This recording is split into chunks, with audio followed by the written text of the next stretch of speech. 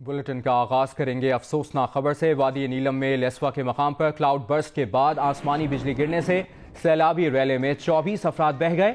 150 घरों को शदीद नुकसान पहुंचा। जिले इंतजामिया के मुताबिक मुतासरा इलाके में मवासलाती निज़ाम दरहम बरहम हो गया। रेस्क्यू ऑपरेशन के लिए स्टेट डिजास्टर मैनेजमेंट अथॉरिटी की टीमें मौके पर पहुंच गईं। तर्जुमान NDMA के मुताबिक पाक फौज इमदादी सरगर्मियों में मकामी इंतजामिया को मदद फराहम कर रही है।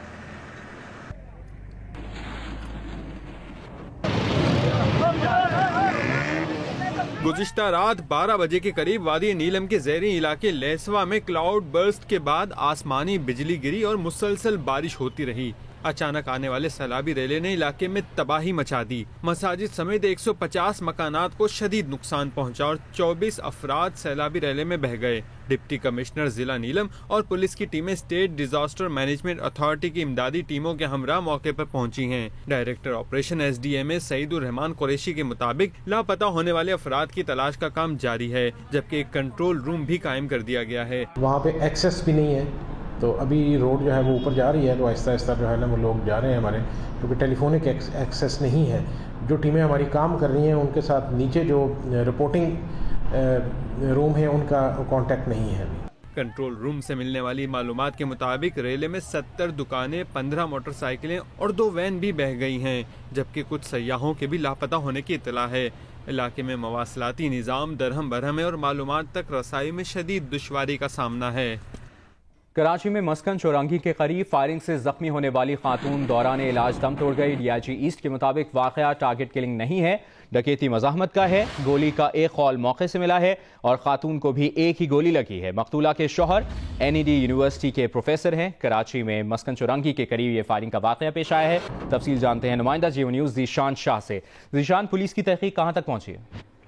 जी देखिए, बिल्कुल मस्कन चौरंगी के करीब पेश आने वाला ये फायरिंग का वाक़या, उसके बाद पुलिस ने जाए वक़्वा की उसको कॉर्डन ऑफ कर दिया था और मुकम्मल तौर पर जितने भी शवाहिद थे वो इकट्ठे किए गए थे, जिसके अंदर गाड़ी के ऊपर लगे थे फिंगरप्रिंट्स और जाए वक़्वा से मिलने वाला एक खून, उसे पुलिस अपने कब्जे में ले लिया और फॉरेंसिक के लिए भेज दिया है। दूसरी जानिब इब्तिदाई तहकीकात के मुताबिक और जो ऐनी शाहिदीन थे, तो क्योंकि फायरिंग जो हुई है वो गाड़ी के बाहर से हुई है, लेकिन अंदर से वो गोली क्रॉस करके छत को फाड़ के निकल गई थी। तो पुलिस का कहना है मुमकिन तौर पे या जो जाए वक़्वा से जो शवाहिद मिले और जो यानी शाहिदीन मिले हैं उसके मुताबिक ये एक डकैती की वारदात थी। ताहम उसके नतीजे में खातून के चेहरे पे गोली लगी थी, सर से क्रॉस हुई थी। इसके बाद में उनको फौरी तौर पे निजी अस्पताल में मुंतकिल किया गया, जो कि ठीक है। ज़ीशान शाह, आपने तफसीलन अपडेट किया, शुक्रिया आपका। अभी आपको बराह रास्त लिए चलेंगे इस्लामाबाद, जहां पर विफाकी वजीर बराए आबी वसाइल फैसल बावडा इस वक्त प्रेस कॉन्फ्रेंस कर रहे हैं। देखिए जी, टेक्निकली जो मुझे ब्रीफिंग दी गई है उसमें तो एवरीथिंग इज कंट्रोल्ड, लेकिन मैं आपको कैटेगोरिकली बताना चाहता हूं कि देखें जी, जो कानून साजी हमने की है उस कानून साजी के ऊपर अभी तक इम्प्लीमेंटेशन नहीं हुई। ये कानून साजी भी सूबाई हुकूमतों का काम था, लेकिन वफाक ने करके उनको दे दी है। इम्प्लीमेंटेशन कराना एडमिनिस्ट्रेशन का काम है। हम उसमें भी उनको फुली सपोर्ट करना चाहते हैं कि अगर हमारी कहीं ज़रूरत है, लेकिन इंक्रोचमेंट अगर है कि सूबे के अंदर, तो वो तो वफाक जाके नहीं कर सकती। मैं हेल्प कर सकता हूँ, मैं उनके साथ खड़ा हो सकता हूँ, मेरी और कोई रिक्वायरमेंट उनको है तो मैं वो भी करने को तैयार हूँ। लेकिन अगर इम्प्लीमेंटेशन इंक्रोचमेंट की और लॉ के मुताबिक इम्प्लीमेंटेशन नहीं हुई तो ये तो सूबाई कंसर्न होगा, मेरा तो कसूर नहीं। मैं तो चेयर कर सकता हूँ, मेरी वजारत से कानून साजी करके दे दी गई, जिसका मैं शुक्रगुजार हूँ अपनी पूरी टीम का, सेक्रेटरी साहब, जॉइंट सेक्रेटरी और बाकी सारे लोगों का, कि मैं तो आउट ऑफ द बॉक्स जाने को तैयार हूँ। मेरा जो काम नहीं है, मैं हर सूबे के साथ इंक्लूडिंग सिंध कोऑपरेट करने को तैयार हूँ। लेकिन अगर आप ये समझेंगे कि वफाक सिर्फ पैसा देने के लिए बैठा हुआ है और सूबे मौज करने के लिए बैठे हैं, वो नहीं होने दूंगा। अभी सेक्रेटरी साहब ने सिंध में विजिट किया, नंबर ऑफ प्रोजेक्ट्स जो हैं वो अबेंडेंट पड़े हैं, कॉन्ट्रैक्चुअल इश्यूज हैं, कॉन्ट्रैक्ट सारे इशू हैं, तो हम तो नहीं पैसे देंगे आगे। अगर आप करंट प्रोजेक्ट्स ही नहीं कर पा रहे, तो उसमें चीफ सेक्रेटरी भी थे, मेरा ख्याल है CM साहब को भी बताया गया है, तो हमारा कोई सियासी तासुब नहीं है। सिंध भी पाकिस्तान का हिस्सा है, मेरा हिस्सा है, आपका हिस्सा है, हम सबका हिस्सा है। लेकिन अगर आप ये कहेंगे जी आप वही काम करते रहेंगे कि जी आप प्रोजेक्ट अबेंडन करते चले जाएंगे, प्रोजेक्ट कंप्लीट नहीं होंगे, हम पैसा देते जाएं, ये नहीं होगा। पैसा तब दिया जाएगा जब उसकी इंप्लीमेंटेशन होगी, उसकी मॉनिटरिंग करेगी।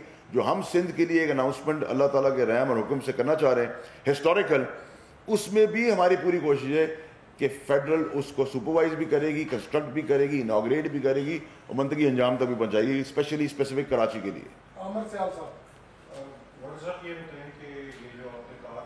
$3.5 साल से दासिल बैंक का प्रोजेक्ट डिले है, 30 करोड़ यूमिया का नुकसान हो रहा है।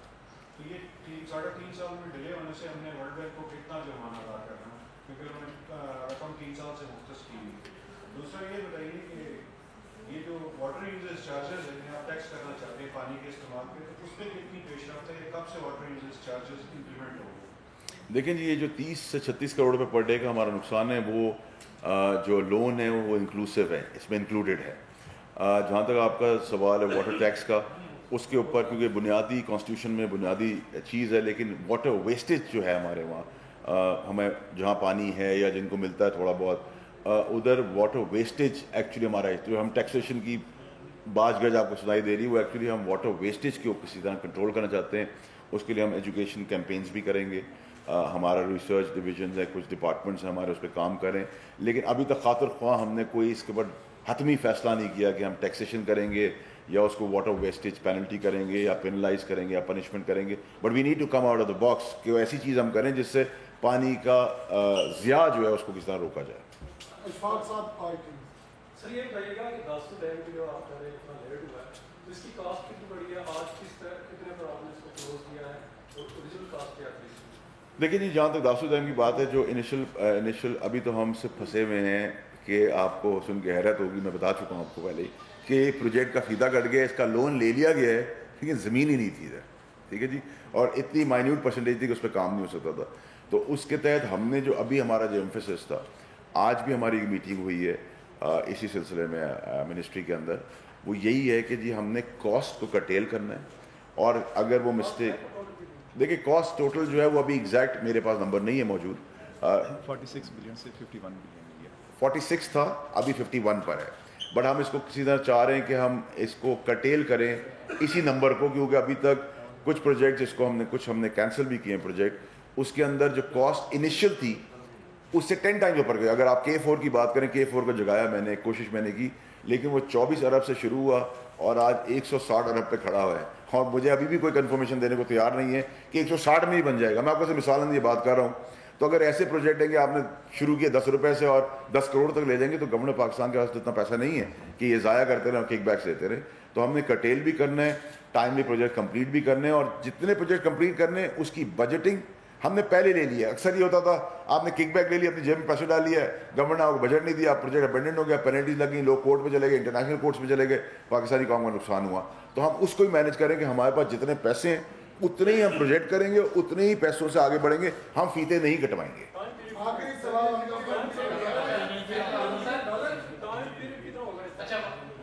इसका वैसे तो इसको आज 4 साल के अंदर 75% कंप्लीट होना चाहिए था, लेकिन हम कोशिश करेंगे कि हम इसमें अब अगले 3, साढ़े 3, 4 साल में इसको कंप्लीट करें, तो प्रोजेक्ट चला ही नहीं है।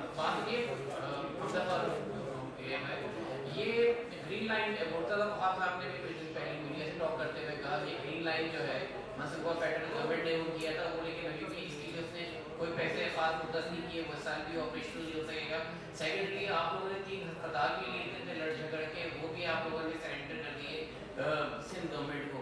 तो कराची में कह रहे हैं ऐलानात तो हो रहे हैं, इमरान खान साहब भी इतना बड़ा पैकेज अनाउंस कर चुके हैं, लेकिन जो मुख्तस की गई फंडिंग जो है वो बहुत लिमिटेड है, और जो प्रोजेक्ट्स थे उन लोगों का काम नहीं हो रहा। और ये पता वाले आप नहीं समझते कि एम्बैरेसिंग सिचुएशन हो गई कि फेडरल ने इतना कुछ कंट्रोवर्सी हुई, सब कुछ हुआ, हेड ओवर हुए, फिर आपने उनको सरेंडर कर दिया। लेकिन जहाँ तक अस्पताल की बात है, आपके तवज्जो से मैं सुन रहा हूँ कि सरेंडर हो गए हैं। मुझे जो मेरी इत्तलात थी लास्ट, उसके अंदर इट वाज अंडर डिबेट, और हम जी देखें वो तो हम फैक्चुअल चीज़ तो पाकिस्तानियों को बताएंगे, आपको बताएंगे। अगर हमारे पैसे इस्लामाबाद में फैसल वावडा की प्रेस कॉन्फ्रेंस जारी है। दूसरी जानिब एप्टमा के रहनुमा गौहर एजाज इस वक्त मीडिया से गुफ्तगू कर रहे हैं। यही पाकिस्तान का असासा है, यही वो लोग हैं जो पाकिस्तान का किरदार, पाकिस्तान में एम्प्लॉयमेंट क्रिएट करेंगे, पाकिस्तान का टैक्स देंगे, पाकिस्तान के अंदर जो है वो एक्सपोर्ट बढ़ाएंगे। हमारा सोल्यूशन IMF प्रोग्राम भी देख लिया हमने। IMF प्रोग्राम में क्या है, वो ये क्या कह रहे हैं कि हमारा टैक्स रेवेन्यू बढ़ना चाहिए, हमारी एक्सपोर्ट्स बढ़नी चाहिए, हमारी इम्पोर्ट्स घटनी चाहिए। अब ये कैसे होगी? सनत लगेगी तो इम्पोर्ट्स घटेंगी, सनत लगेगी तो एक्सपोर्ट बढ़ेगी, सनत लगेगी तो इन्वेस्टमेंट आएगी, जॉब क्रिएशन होएगी, सनत लगेगी तो टैक्सेशन बढ़ेगी, लोग का पहिया चलेगा, इस साइकिल में पैसा घूमेगा तो टैक्स आएगा। तो आज के दिन जो पॉलिसी बन रही है वो पॉलिसी बिजनेस कम्युनिटी एक साइड पे चली गई है, और हम सब चुप कर गए हैं क्योंकि हम इज्जत करते हैं। हम कुछ नहीं कह रहे, ना कोई हड़ताल की कॉल दे रहे हैं, ना कोई स्ट्राइक की कॉल दे रहे हैं। हम ये कह रहे हैं हमारे साथ बैठ के निज़ाम ऐसा बना लें जो कि स्ट्राइक की कॉल दे रहे हैं। हम ये कह रहे हैं हमारे साथ बैठ के निज़ाम ऐसा बना लें जो कि वर्केबल हो, जो पूरी चेन को वर्केबल लेके चला सके। This is what we are saying, this is our input and this is our point of view. Thank you very much.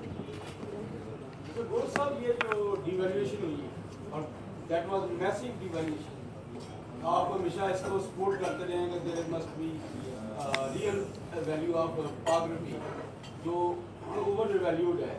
अब 156 पे गया, 164 पे गया, तो क्या उसका कोई फायदा नहीं हुआ आप लोगों को इसका? देखें, मैं हमेशा जो होती है half truth is not the truth. Additional IG Karachi अमीर शेख का तबादला कर दिया गया है।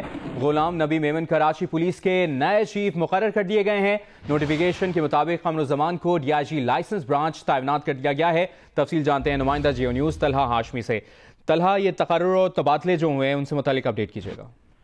देखिए, इसमें तब्दीली ये आई है कि स्टेबल हाई कोर्ट के हुक्म पर आईजी सिंध तबादली और तकर्रियाँ कर रहे थे, लेकिन जो सिंध में नया पुलिस एक्ट नाफिज हुआ उसके बाद पहली दफ़ा SNGAD से ये नोटिफिकेशन जारी हुए हैं, जिसके मुताबिक अमीर शेख को हटा दिया गया है। अमीर शेख को 10 से 11 महीनों में हटाया गया है। जो तकर्री का दौरानिया होता है वो 2 साल वाज़ेह किया गया था, लेकिन उससे पहले उनको हटा दिया गया है। यहाँ पर गुलाम नबी मेमन को तैनात किया गया है। एक बहुत सीनियर और बहुत लायक अफसर हैं, ज्वाइंट DG IB समेत अहम मौदों पर तैनात रहे हैं। इसके अलावा एडिशनल IG हैदराबाद का तबादला किया गया है।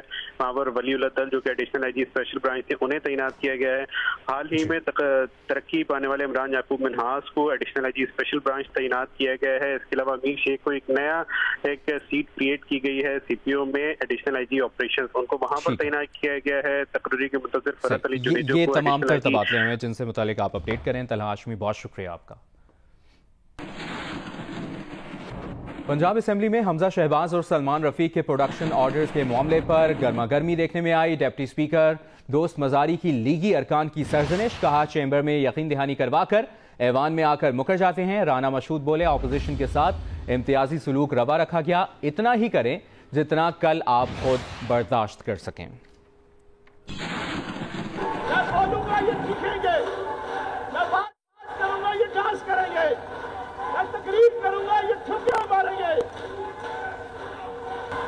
अगर ये एथिक्स और वैल्यूज की बात करते हैं तो ये खामोश हो जाए।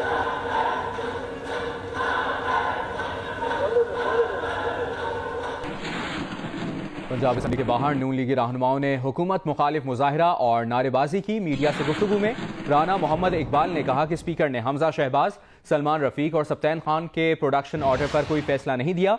उज़मा बुखारी ने कहा कि उनके साथ बदतमीजी करने के लिए फयाजुल हसन चौहान को बार बार खड़ा किया गया। राना मशहूद बोले अब दबाव की सियासत नहीं चलेगी, उनके कारकुनों की जेल में तजलील की जा रही है, कारकुनों को जेल में बासी खाना दिया जा रहा है।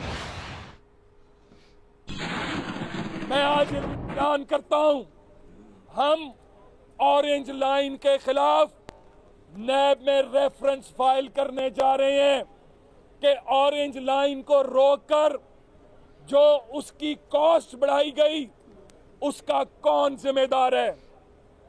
मैं ये भी ऐलान करता हूं कि हमारे लोगों को आज यहां पर मौजूद थे सारे शेर जिनकी वफादारियां तब्दील करने की कोशिश की गई, उसमें कुछ सरकारी अफसरों का नाम भी आया कि उन्होंने प्रेशर डालने की कोशिश की। हम एक कमीशन बनाने जा रहे हैं जो इन सरकारी अफसरों पर नजर रखेगा, जो शाह से ज्यादा शाह का वफादार बनने की कोशिश करेगा, जो आइन और कानून को हाथ में लेने की कोशिश करेगा, हम उसके खिलाफ भी रेफरेंस फाइल करेंगे। हमारे कायदीन जो बंद हैं जेल में, 8-8 घंटे की लोड शेडिंग है, जबरदस्ती अजियत दी जा रही है, उनके लाइट को, बिजली को बंद करके बासी खाना दिया जा रहा है। वो खाना जो कोई ना खा सके वो उनको दिया जा रहा है। दूसरी जानिब तहरीक इंसाफ के फयाजुल हसन चौहान ने कहा है कि उनकी तकरीर से ऑपोजिशन को करंट लगता है। उन्होंने कहा कि चोर, डाकू, कातिल और जराइम पेशा शख्स के लिए प्रोडक्शन ऑर्डर जारी नहीं होते। नून लीग पहले लोगों को खरीदती है, अगर वो शख्स ना बिके तो उसको धमकियां दी जाती हैं। जलजला मुतासरीन की रकम भी लूट ली गई। पूरे शरीफ खानदान ने मुल्क में लूट मार की। लोग पूछते हैं कौन लोग हो तुसी, ये पूरी 22 करोड़ आवाम इस खानदान से पूछ रही है। तभी तो इनको सिसिलियन माफिया और गॉडफादर माफिया कहा था। माफिया वो होता है जो पहले नंबर पे खरीदता है, अगर कोई ना बिके तो फिर उसको ब्लैकमेल करता है, अगर कोई ब्लैकमेल ना हो तो उसको एलिमिनेट करता है, उसको कत्ल करवाता है। ये 3 फराइज सरअंजाम देने वाले को माफिया कहते हैं इंटरनेशनल लैंग्वेज में भी।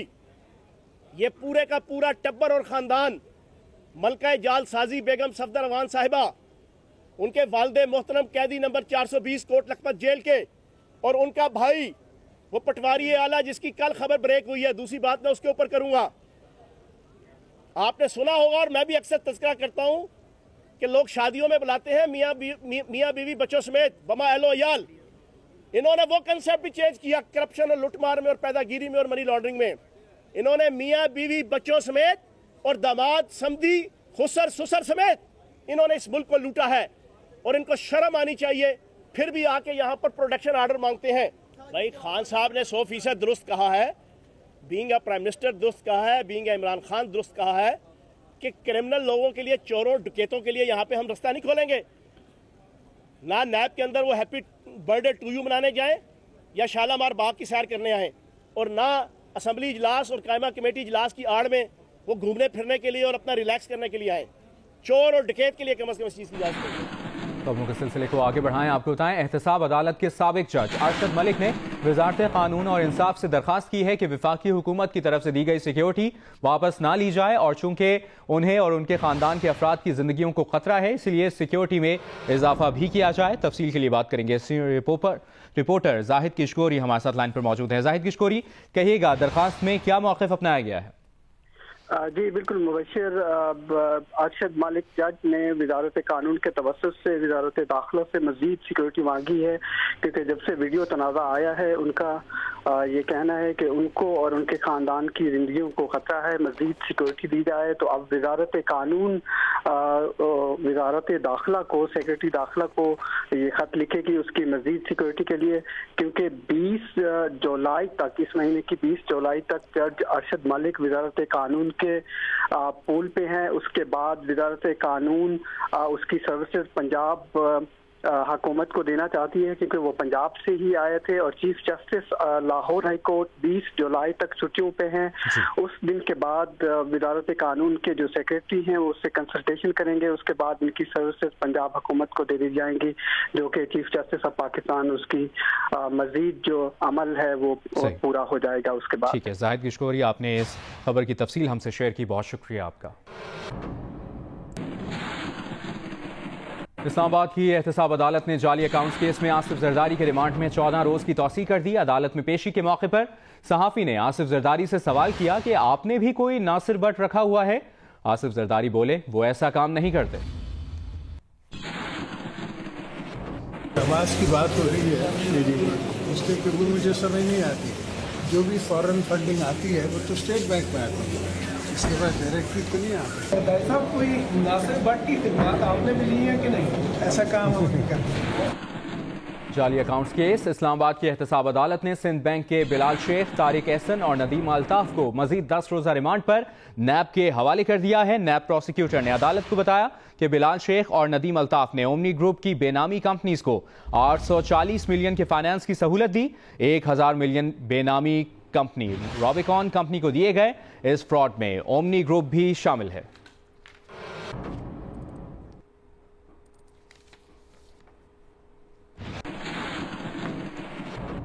वज़ीर रेलवे शेख रशीद अहमद ने कहा है कि इन लोगों को मरियम नवाज ने मरवाया है। अगले 90 दिन अहम है।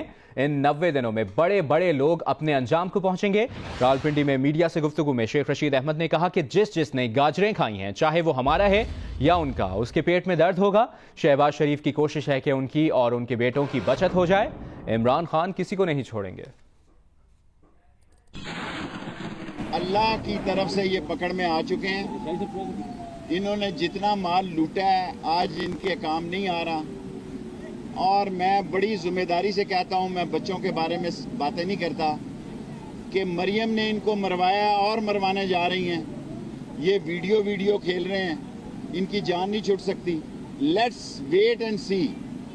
ये 90 दिन अहम है और ये 90 दिन में बड़े बड़े जो गन काटर किस्म के लोग हैं अपने अंजाम को पहुंच जाए। जिस आदमी ने गाजरें खाई हैं उसके पेट में दर्द होगी, चाहे वो हमारा है या उनका है। उधर मुस्लिम लीग नून की तर्जुमान मरियम औरंगजेब ने कहा है कि शहबाज शरीफ के खिलाफ स्टोरी प्लांट करवाई गई। स्टोरी हुकूमत ने दी, इसमें शहजाद अकबर का हवाला दिया गया है। एक बयान में उन्होंने कहा कि 2 दिनों से ताजरों का कारोबार बंद है। नालायक और सिलेक्टेड हुकूमत की कारकर्दगी सबके सामने है।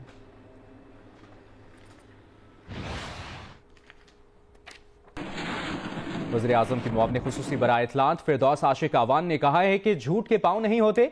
लीगी तर्जुमान झूठ को तहफ़्फ़ुज़ देने के लिए झूठ पर झूठ बोल रहे हैं।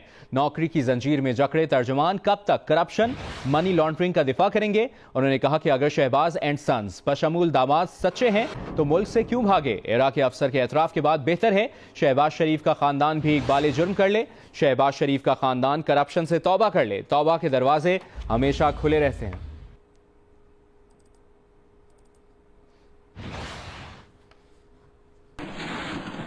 Hi, I'm Mohammad Junaid. Thanks for watching Geo News. For more videos and updates, don't forget to click the subscribe button. Keep watching Geo News.